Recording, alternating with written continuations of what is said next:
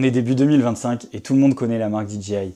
Voilà, ça fait maintenant quelques années qu'ils sont présents sur le marché et aujourd'hui je voulais vous faire une vidéo pour rentrer un petit peu plus dans les détails de la marque, pour parler de ses points positifs et négatifs, parce qu'il y en a forcément aussi un petit peu du négatif dans cette énorme expansion mondiale. Que vous soyez un professionnel de l'image ou un simple loisir passionné par la créativité, voilà, clairement la marque est devenue une référence pour beaucoup de produits.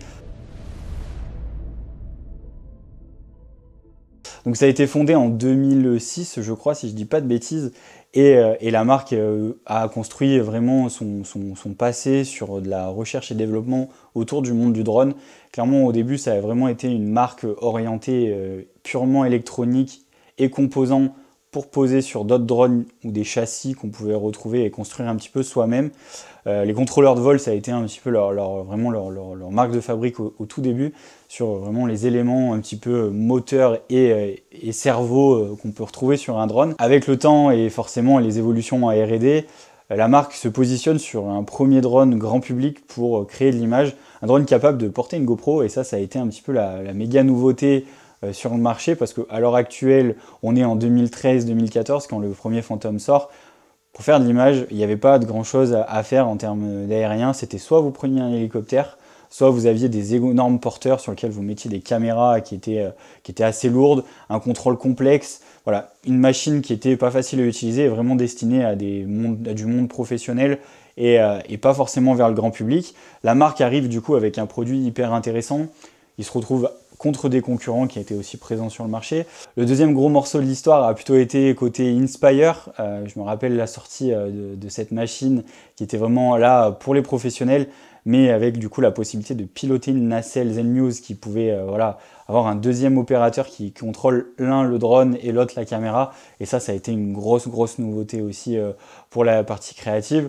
Les Phantoms ont continué à grandir et vous connaissez ensuite un peu l'histoire après derrière de tous les autres équipements et les autres on va dire drones qui sont sortis de la marque.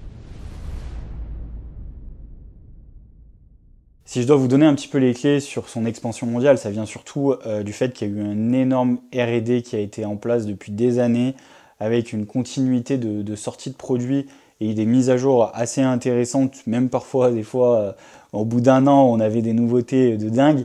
Donc voilà, la R&D, c'est vraiment le gros moteur de chez DJI, avec parfois un petit peu même trop de sorties de mon côté, ça c'est ce que je ressens.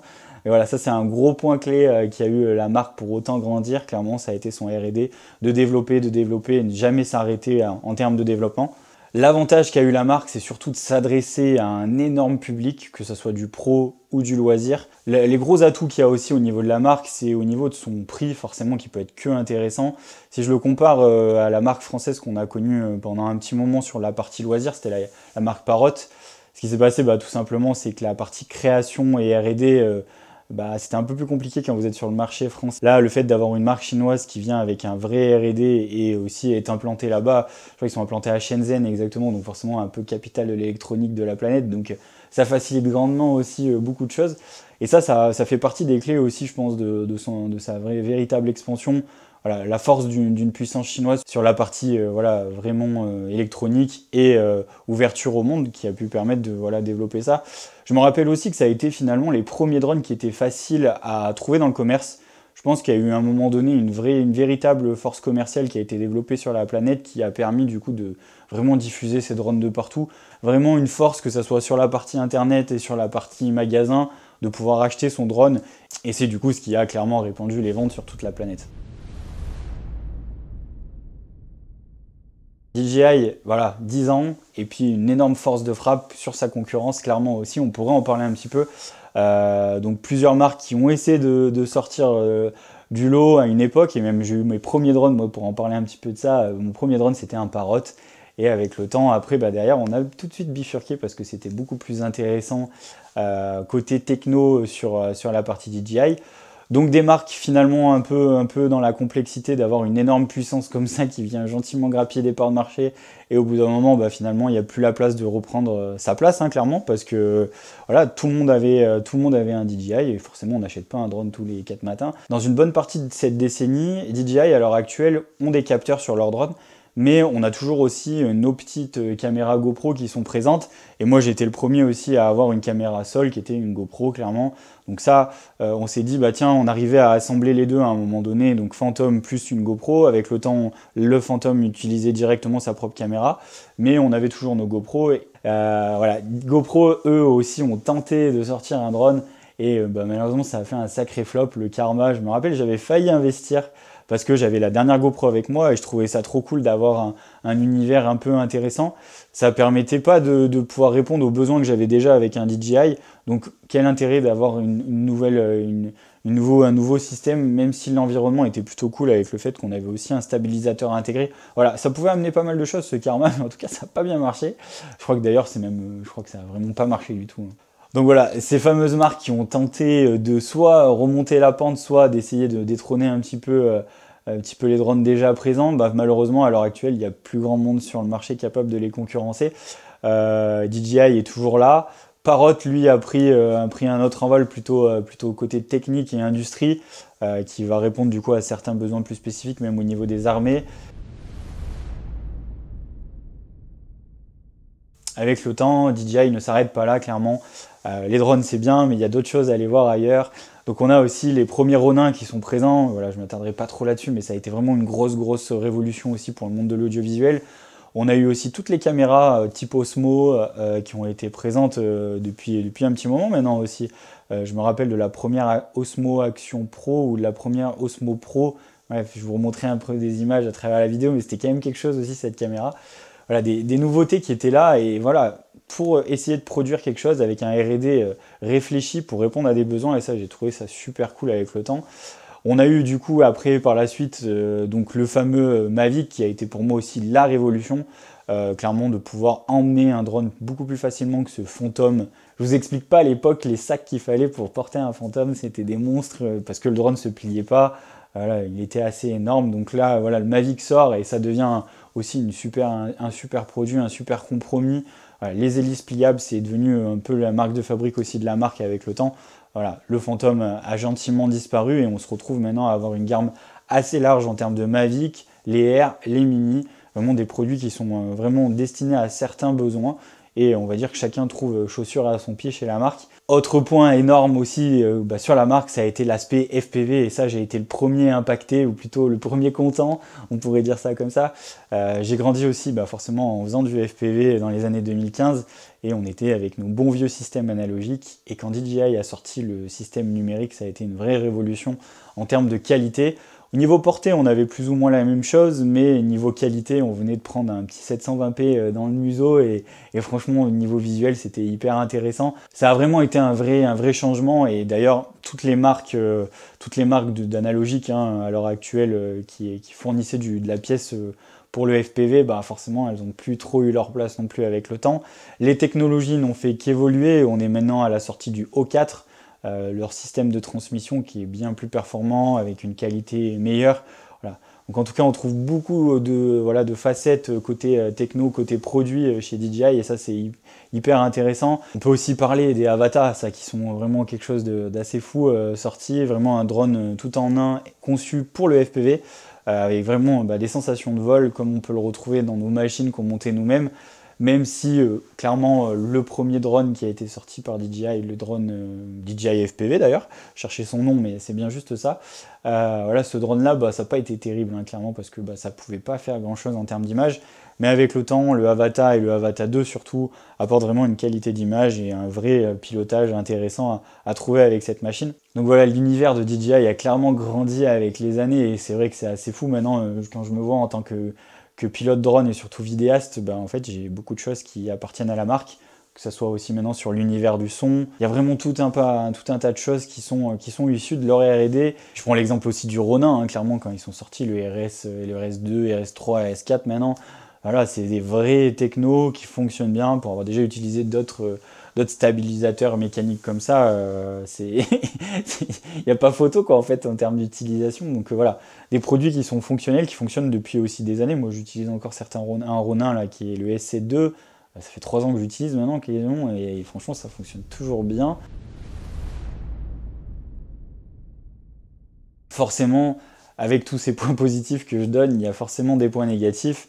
Alors ça reste purement personnel, mais c'est vrai qu'à une époque, on a eu vraiment des nouveaux drones qui sont sortis et qui apportaient pas grand-chose. Sorti Mavic 3 par exemple, qui même si son capteur a été plus intéressant, on n'a pas vu grand-chose. Et le fait qu'il y ait eu la transition Mavic 2, Mavic 3, Mavic 3 Pro, on aurait pu très bien enlever le Mavic 3 et ça apportait pas grand-chose en termes de changement, surtout que ça a été très court la période entre le Mavic 3 et Mavic 3 Pro. Voilà, des petites choses un petit peu subtiles ou même assez importantes qui font qu'on peut parler un petit peu d'obsolescence programmée. Je le vois sur des drones, hein, clairement on peut les utiliser 2, 3, 4 ans. Mais soit la technologie est plus adéquate, parce que par exemple les qualités d'image sont plus adaptées, ou alors tout simplement on se retrouve à avoir les batteries, etc., qui sont plus du tout viables. Je sais que c'est un petit peu bizarre de parler d'obsolescence programmée sur de la batterie, mais voilà, on se retrouve à avoir des équipements qui sont tout le temps en constante évolution, et donc forcément on met les anciens côté alors qu'on n'évolue pas grand chose en soi. On pourrait très bien avoir à utiliser les drones d'avant, ça ferait toujours autant d'images. Je le vois de mon côté, d'avoir un Mavic 2 Pro ou d'un Mavic 3 Pro pour faire de la presta, Mavic 2 Pro ça suffit encore largement, mais comme du coup il y a le nouveau, j'ai acheté le nouveau, qui a d'autres petites nouveautés, etc., etc. L'autre aspect qui est aussi un petit peu présent, qu'on est obligé un petit peu de parler, c'est l'aspect un petit peu surveillance et où vont nos données. Ça, malheureusement, c'est une marque chinoise. Chacun se positionne un petit peu par rapport à ça comme il veut. Mais c'est vrai que voilà, on ne sait pas trop où vont nos données. C'est toujours un petit peu particulier. On le voit du coup aussi beaucoup avec le marché américain à l'heure actuelle où voilà, il y a des grosses discussions. On ne sait pas hein, d'ailleurs si la marque va pouvoir ou pas être toujours commercialisée sur le continent américain. Donc ouais, c'est vraiment voilà, tout un sujet aussi qui est assez présent sur la partie éthique de ce que fait nos données, enfin plutôt que fait la marque de nos données. Donc voilà, ça c'est vraiment un autre point aussi que je tenais à évoquer parce que ça, je sais qu'il y a pas mal de personnes qui le comprennent et surtout qui le pensent. Donc voilà, je suis pas le premier à le dire, je sais pas trop comment ça se passe, mais bon, je me dis à chaque fois que les données que j'ai, je pense pas avoir besoin de trop cacher, je fais les choses correctement et je fais les choses au niveau de la loi. Bref, ça c'est un sujet assez complexe et je n'ai pas spécialement envie de m'étaler là-dessus sur la vidéo. L'autre point un petit peu négatif que je voulais parler à travers la vidéo, c'est le fait aussi que la marque a rendu possible l'achat d'un drone hyper facilement à tout le monde. Et donc du coup, en tant que professionnel, c'est souvent que je me rends compte qu'il y a vraiment des grosses dérives sur des utilisations de drones. Voilà, on essaye d'être carré le plus possible dans notre activité, même si je suis le premier à des fois ne pas pouvoir être à 100% carré. Mais je fais de mon mieux à chaque fois dans mon activité. Et c'est vrai qu'on voit des dérives qui sont assez énormes, que ce soit sur les réseaux sociaux ou même sur le sol français, tout simplement. Moi, le premier, quand des fois je me balade dans un parc national et que j'entends un drone qui passe par-dessus moi, je me dis, mais attends, c'est pas possible, les gens sont pas renseignés. Voilà. Le fait d'avoir eu une énorme visibilité et surtout un accès hyper facile à l'achat, tout le monde en achète et une grosse partie de la clientèle DJI n'est pas au courant clairement des normes et des réglementations en place pour faire voler un drone en France ou même ailleurs hein, d'ailleurs. Voilà, ça a été un aspect assez fort, c'est que vu que ça s'est répandu, forcément on a un petit peu comme pour tout, hein, on a des mauvaises utilisations qui se font et du coup qui détériorent un petit peu l'image aussi du métier et du drone. Je ne parle pas non plus de tout ça, mais voilà, je ne vais pas rentrer sur l'aspect guerre, etc. Et surveillance, etc. parce que ça peut vite rentrer en psychose. Mais voilà, les drones peuvent servir à beaucoup de choses qui ne sont pas là forcément que pour du bien. Et voilà, ça, c'est quelque chose qu'il y a à retenir. Donc voilà, une superbe expansion sur le plan côté audiovisuel, etc. Mais c'est vrai que ça peut servir à d'autres choses un peu moins glamour à certains moments, quoi. Donc voilà, j'en termine gentiment avec les points positifs, négatifs, beaucoup de choses à dire. Retenez voilà, que en tout cas la marque c'est vraiment une grosse puissance mondiale qui a développé un max de produits et forcément ça fait un petit peu débat dans un sens ou dans un autre, mais voilà, la marque est vraiment ultra présente et c'est vraiment quelque chose qui est assez fou et un développement aussi ouf en technologie d'une dizaine d'années comme ça, j'en connais pas d'autres en tête ou du moins qui battent peut-être un peu plus de l'aile, je pense à GoPro hein, à l'heure actuelle. C'est vrai que ça a été aussi une très grosse structure en termes de développement de caméras pour le grand public, mais là on le ressent un petit peu moins. Et voilà, ça bat un petit peu de l'aile. Qu'est-ce que DJI nous réserve à l'avenir? Ça c'est la question, je pense que beaucoup se posent. Voilà, je pense beaucoup de nouveautés, encore une fois, je pense à des nouveautés hyper intéressantes qui seraient peut-être présentes sur le marché et qui sont là à répondre à vraiment des besoins spécifiques. Voilà, le fait qu'ils aient racheté aussi des marques autres que ce qu'ils faisaient, je pense à Hasselblad, qui leur a permis de vraiment passer un cap en termes de qualité d'optique. Je pense que ça va continuer à grandir. Avec le temps, je me dis sûrement qu'ils vont venir sur le marché du plein format ou de la PSC à vendre des boîtiers clairement pour faire concurrence à Sony ou Canon par exemple. Ça pourrait être quelque chose à mon avis qui est clairement envisageable parce que vu les parts de marché qu'ils ont pris sur la globalité de tous les environnements audiovisuels, je me dis qu'il y a peut-être d'autres choses à aller gratter ailleurs. On verra ce que l'avenir nous réserve. En tout cas, j'espère que cette petite vidéo vous aura plu. Les vidéos comme ça, forcément, j'essaye d'y passer un peu plus de temps aussi sur le montage. Vous avez sûrement dû le ressentir. Je vous invite à commenter la vidéo, je vous invite à liker, partager et puis à me donner votre avis aussi par rapport à la marque, ce que vous en pensez et comment vous l'avez ressenti. Pourquoi pas me dire aussi ce que vous utilisez comme matos, ça peut toujours être intéressant et de partager tout ça. Voilà, on se dit à une prochaine pour une nouvelle vidéo. Ciao!